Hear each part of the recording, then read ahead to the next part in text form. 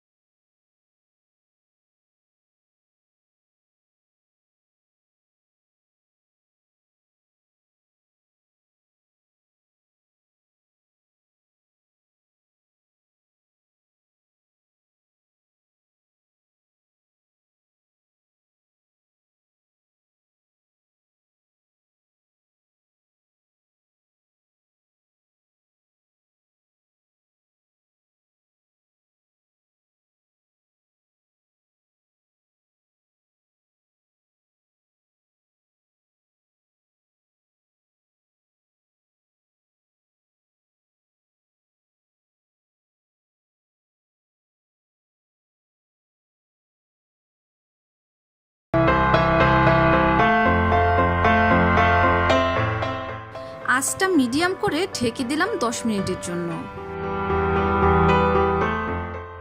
গ্রেভিটা মাখা মাখা হয়ে গিয়েছে। এখন দিয়ে দেব 1 মুঠো পরিমাণ ধনিয়া পাতা কুচি। আবার ঢেকে দেব 2 মিনিটের জন্য। গেল দেশি মাগুর মাছের ঝোল। মাগুর মাছের ঝোল রান্না রোগীর খাদ্য হিসাবে কাজ করে, কারণ মাগুর মাছে রয়েছে প্রচুর পরিমাণে আয়রন, ভিটামিন, খনিজ পদার্থ। মাগুর মাছ চোখের জন্য খুবই উপকারী এবং রক্ত স্বল্পতা রোধে সহায়তা করে। আমার চ্যানেলে নতুন হয়ে থাকলে অবশ্যই সাবস্ক্রাইব করতে ভুলবেন না। লাইক, শেয়ার ও কমেন্ট করে পাশে থাকবেন। সুস্থ থাকবেন, ভালো থাকবেন।